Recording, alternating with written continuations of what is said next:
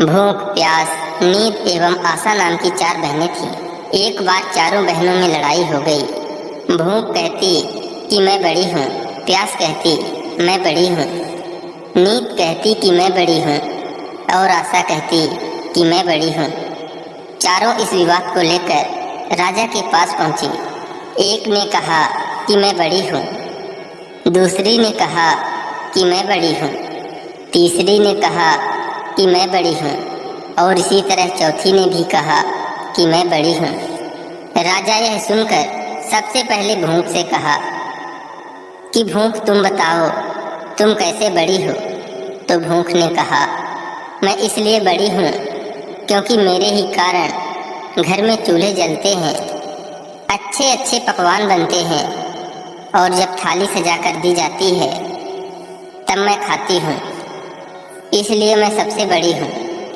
यह सुनकर राजा ने अपने सैनिकों को आदेश दिया कि जाओ और राज्य के प्रत्येक कोने कोने तक यह घोषणा कर दो कि आज से किसी के घर में भोजन नहीं बनेगा। फिर देखते हैं जब भूख को भूख लगेगी तो वह क्या करेगी। पूरा दिन बीत गया, पूरी रात बीत गई। जब सुबह हुई तो भूख को भूख सताने लगी तो वह इधर उधर भोजन का तलाश करने लगी। जब उसे कुछ नहीं मिला तब वह भूख के कारण घर में पड़ी बासी रोटियों को खाने लगी। प्यास यह सब देख रही थी। वह तुरंत राजा के पास गई और बोली, हे राजन, भूख हार गई। वह घर में पड़ी बासी रोटियों को खा रही है। देखिए मैं सबसे बड़ी हूँ। राजा ने कहा, तुम बताओ कैसे बड़ी हो? प्यास ने कहा, मैं बड़ी हूँ क्योंकि मेरे ही कारण लोग कुएं खुदवाते हैं, तालाब बनवाते हैं एवं बर्तनों में पानी का भी संचय करते हैं और जब किसी पात्र में भरकर मुझे पानी देते हैं तभी मैं पीती हूँ, इसलिए मैं बड़ी हूँ। यह सुनकर राजा ने अपने सैनिकों को आदेश दिया कि जाओ पूरे राज्य में घोषणा कर दो कि कोई भी कुएं ना खुदवाए, कोई भी बर्तनों में पानी ना भरे, सभी तालाबों और कुओं में कड़ी पहरा लगा दो। देखते हैं जब प्यास को प्यास लगेगी तो वह क्या करेगी। पूरा दिन बीत गया, एक रात भी बीत गई। जब दूसरे दिन प्यास को प्यास सताने लगी तब वह इधर उधर भटकने लगी। उसे जब कहीं भी पानी पीने को नहीं मिला तो वह मजबूर होकर गड्ढे का पानी पीने लगी। नींद यह सब देख रही थी। उसने तुरंत राजा के पास जाकर कहा कि राजन, प्यास हार गई, वह गड्ढे का पानी पी रही है, इसलिए मैं सबसे बड़ी हूँ। राजा ने कहा, तुम कैसे बड़ी हो? तो नींद ने कहा, मैं इसलिए बड़ी हूँ क्योंकि मेरे ही कारण लोग पलंग बनवाते हैं, बिस्तर लगाते हैं। जब मुझे बिस्तर लगा कर देते हैं तब मैं सोती हूँ, नहीं तो मैं नहीं सोती हूँ। राजा ने अपने सैनिकों को आदेश दिया कि पूरे राज्य में घोषणा कर दो कि कोई भी पलंग ना बिछाए, उसमें बिस्तर ना डलवाए। नींद को जब नींद आएगी तो देखते हैं वह क्या करेगी।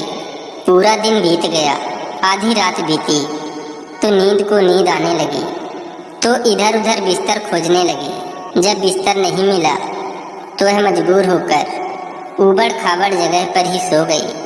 आशा यह सब देख रही थी। उसने तुरंत राजा के पास जाकर कहा कि राजन, नींद हार गई, वह ऊबड़ खाबड़ जगह पर बिना बिस्तर के ही सो गई, इसलिए बड़ी तो मैं ही हूँ। राजा ने कहा, तुम कैसे बड़ी हो?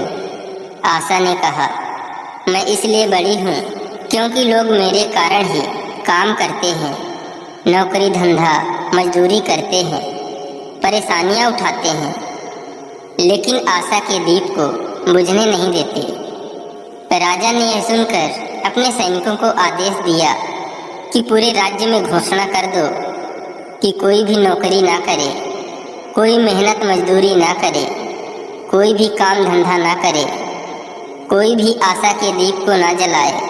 आशा को जब आस जगेगी तो देखते हैं कहाँ जाएगी। पूरा दिन बीता, आधी रात बीती। जब आशा को आस जगी तो वह इधर उधर गई, लेकिन चारों तरफ सन्नाटा था। सिर्फ एक कुम्हार टिमटिमाते दीपक के प्रकाश में काम कर रहा था। वह वहां जाकर टिक गए। कुम्हार ने देखा, उसका सोने का दीपक, सोने की बाती और सोने का महल बन गया। दोस्तों, जिस प्रकार कुम्हार की आशा पूरी हुई, उसी प्रकार आप लोगों की भी आशा पूरी हो। आप लोग भी आशा का दीपक प्रज्वलित कर कर्म को करते रहिए।